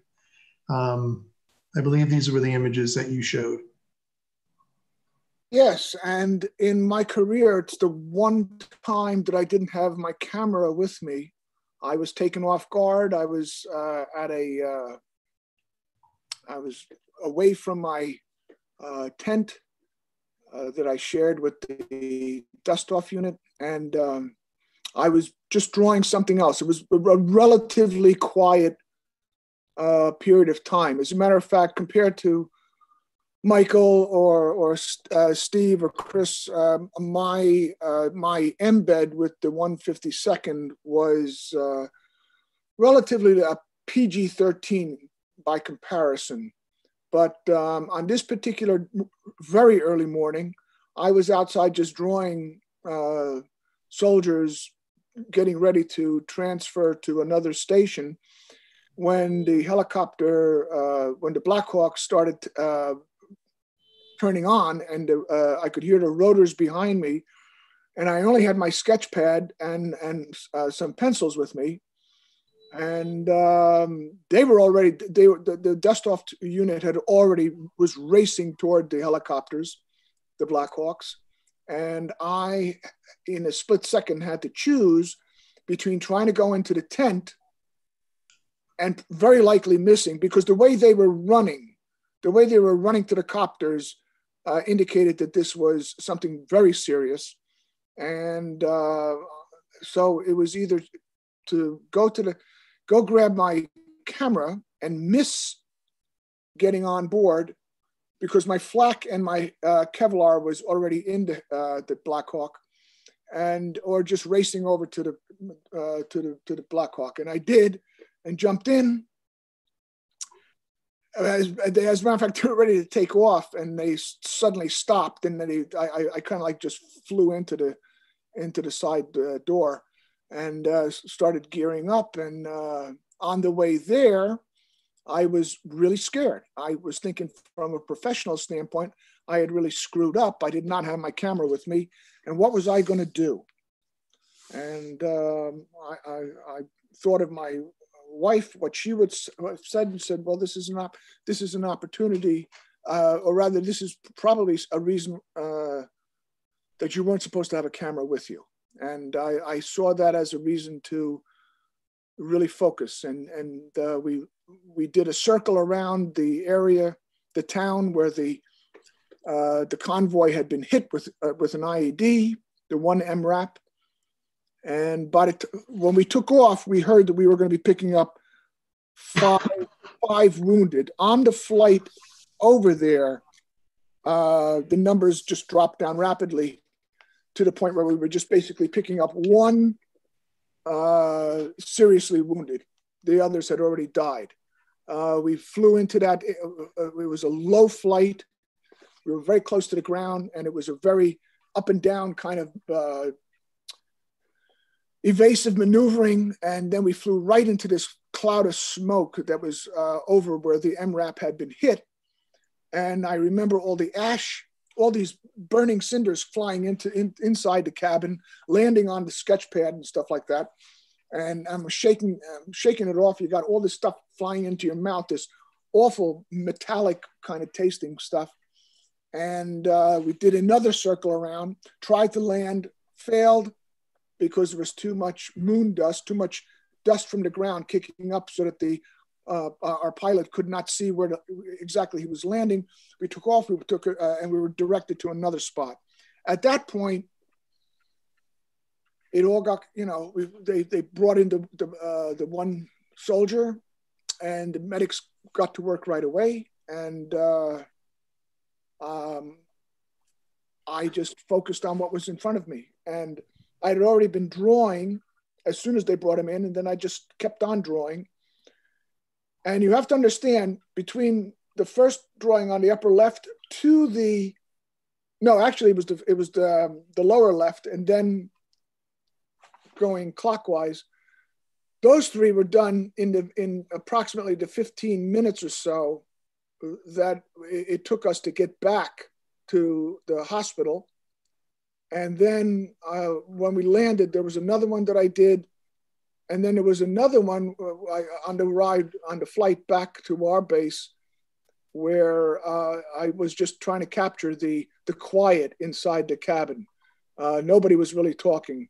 And it was obvious that they could not revive the soldier. So that was my closest I came to some real serious visual experience. Also, it was kind of crazy looking down when we were like doing all those evasive movements, looking down into the smoke and just watching all the little motorcycles riding all around. I remember that, this is how this is how the Taliban worked, and you'd see all these motorcycles down below running all over the place, and I just still can taste that awful smoke that had totally filled the cabin. And so I was in a quiet zone. And the thing I really almost forgot to mention was that suddenly it became all quiet inside me. And I was in the middle of this hurricane of activity, but in my head, it was totally silent. And it was probably one of the calmest times I've ever had in my life, where it was like a Zen concentration on what was going on below me. The medics were doing what they were doing, fully committed to it, and I was doing what I was doing. And we were all in that moment.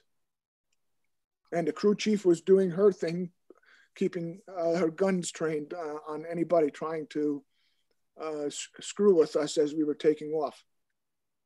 It turned out that first failed landing, we would have probably landed on the follow-up IED. So that was one of those fortuitous situations where a failed landing actually worked to our benefit. Thank you, Victor. Chris, welcome back. Sorry about that.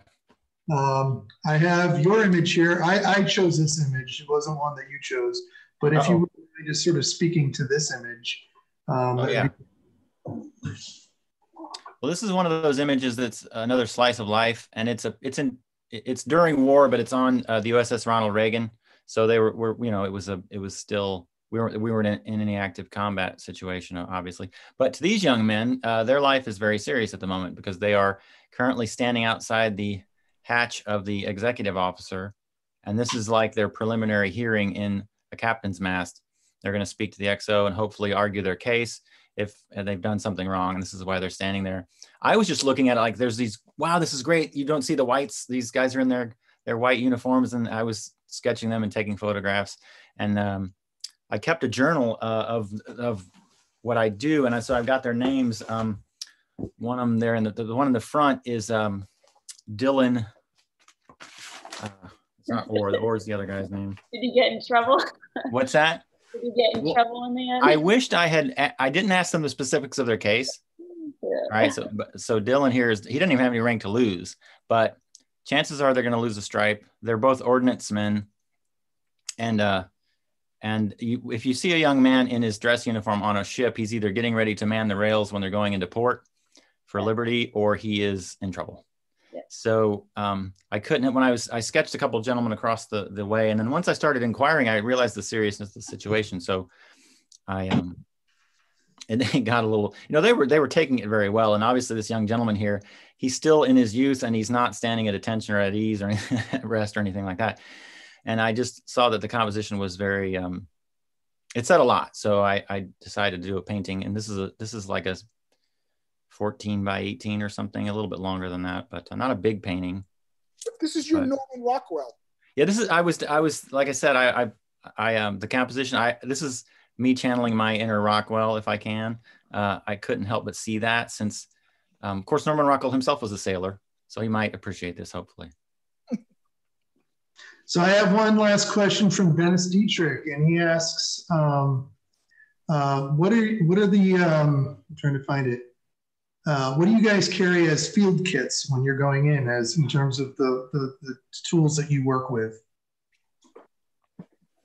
I carry anything that I can shove into pockets quickly, but it just depends on the situation. If we have to move quick, or I'm still learning that one, but like little watercolor kits, which I haven't used much in the field, but for me, pencils, wax, Prismacolors. Yeah, I got to see when we toured the Smithsonian. I think, Mike, you were there when we toured the military collection for the Smithsonian. Mm-hmm. Oh, yeah. We got to see Harvey Dunn's sketch box, and it was brilliant.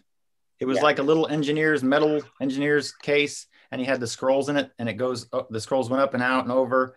I never could replicate that. I called the Army historian and asked him if it was something that they could find, but it was obviously customized. but normally I just carried some sketchbooks of 11 by 14 or smaller. Victor carries big ones, don't you, Victor? Yeah, Victor. Whatever I can fit into these. All right. There we go. Yep. Yeah, you got to be expeditionary. That's the key. You're a reportage artist, and so you've got to be able to not be in the way, and it's got to be handleable in all sorts of, like going up ladder wells or in armored vehicles. You have to be able to get there. Also, What I find really useful. Oh, go ahead, Elise. I was gonna say, Mike would say using the dirt on the ground to smear around on the canvas. I find it useful to have a large fishing vest that can fit over a flak jacket. Yep. And since I use a lot of washes, get a bottle of something like Gatorade that has a wide mouth that'll fit right in one of the pockets. So you can get ink washes or watercolor, dipping it in that. But just don't forget to put the cap back on when you're done. Hey, Steve, when you do the ink wash, I've noticed, like, for example, one of the last things I saw before was the POW. I could see how you dropped some ink in and it spread out, and you get these great graphic things. Is that India ink or is that watercolor generally? No, it's. I use a bunch of different inks. Let's see. I'm trying to remember the name of it. FW, I think, is the ink that I use a lot. And then Sennelier. I usually just get brown inks and I kind of mix different ones together. So do you have it in one of those little metal wells that connects to a board, or how do you do it expeditiously? How do you manage it while you're sitting there? Do you have it connected to your drawing pad? I just use a bottle, but I hold it in my left hand, and my left arm is supporting the pad. Oh, okay. All right. It all seems to work out. As long as the pad isn't too large, that's the kind of the limiting factor. Well, Victor, we freaked out the crew of the Bataan because we were up on deck sketching and they were having flight operations, and we had these large moleskin notebooks. I had my big spiral one, and they were freaking out because they were worried about us what's called FODing the aircraft, which is foreign object debris, and it can go into the engine. So they saw us with these pencils and erasers and whatever, and sketch pads. Anyway. Well, that's for a Colonel. So what would you, can you all speak a little bit about what you think the future is of this program in terms of what we have in store? Well, I do know that we are cross services. We have been meeting at a symposium every year, and we had our virtual combat art symposium this just last month or so. We're trying to do, we keep in contact with the curators and the various artists from other branches.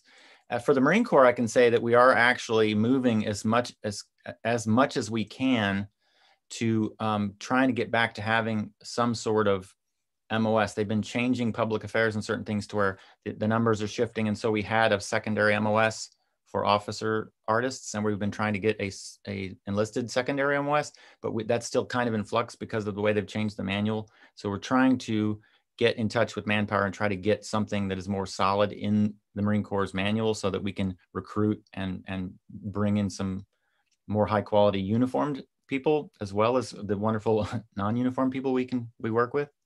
So we'll see how that goes. I think it's important to note too, at least for the Marine Corps Combat Artist Program, something we do differently is we have such a mentorship, whereas I myself, coming in as a less seasoned artist, get to work so closely with amazing illustrators and fine artists and see how they work. And just that alone will help improve the quality of our program. And I don't think that's something that's ever going to change, because that's just what makes our program so amazing. Yeah, there's been a lot of serendipity. We talk about fortuitous things. I met Mike online, and then Victor met Mike and different people, and then there's a lot of providence and what they would have called providence and serendipity about these things. It's kind of like a calling. It is. Hey, Rich. Yes. I just remembered a funny story about art materials in the field.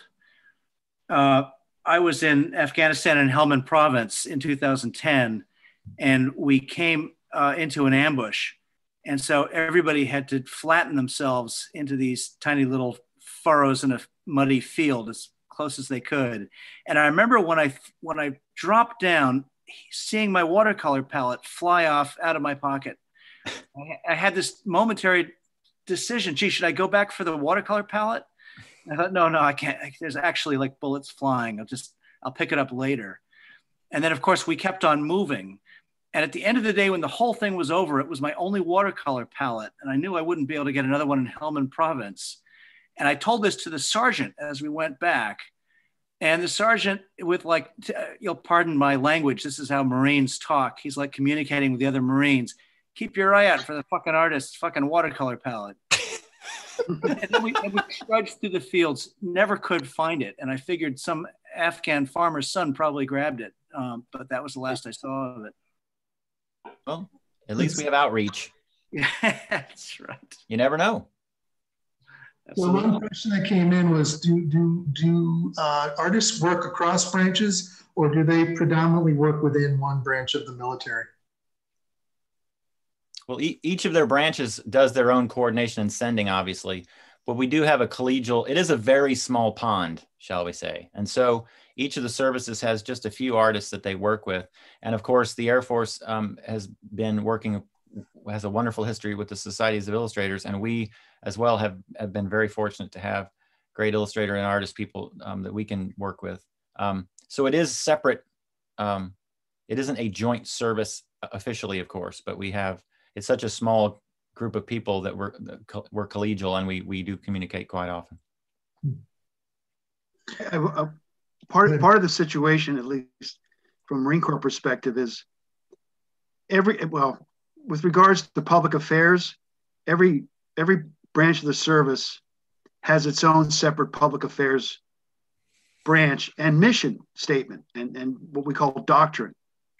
And for Marine Corps combat art, the doctrinal philosophy, I know it sounds like a big phrase, for the Marine Corps for public affairs is, one, to keep America informed about its Marines, and two, to foster the ineffable relationship that America has with its Marines. So part of the story is how the different services look upon all the tools they have to tell their story. And right now, fortunately, for the Marine Corps, art seems to be part of that mix. But just like Elise said, for a long time, the Marine Corps had tanks. Now we don't. Somebody high up decided that part of Marine Corps doctrine no longer required tanks. They were too big, too hard to get off of ships, whatever the decision-making process is. So, right now for the Marine Corps, things are good. They got a resident artist, they got money. You got the National Museum of the Marine Corps. You have a dedicated art gallery and a dedicated artist studio right there in the museum for people to watch. So that's about as good as it gets. I know the Army's going to have its own museum here soon. The Navy Museum is, well, it's on a base nobody can get on. So the future is, right now the present is good. What the future will be, who knows? And we haven't even talked about the Coast Guard. The Coast Guard does their annual exhibition at the Salmagundi Club, I think it is. Yes. Well, I just want to thank all of you today for participating in this program. I mean, the artwork that you've put forward has just been truly amazing. I'm in awe of everything that you all do, and I'm very thankful that we've had this opportunity. So I just wanted to say thank you to all the people that came. If you are in the New England region, we do have an exhibition going on right now called Norman Rockwell, Imagining Freedom. And as Stephanie alluded to earlier, although it doesn't necessarily focus on veterans, a lot of the work depicted within covers World War II and the efforts of our veterans to secure the peace. So with that, I just want to thank you all again. And I hope you all have a very happy and safe Veterans Day. And I'm looking forward to maybe having this conversation again. So thank you. Well, it's been a pleasure to be with these folks. Thank you. Well, take care and Godspeed. Thank you so much. Thank you. Here.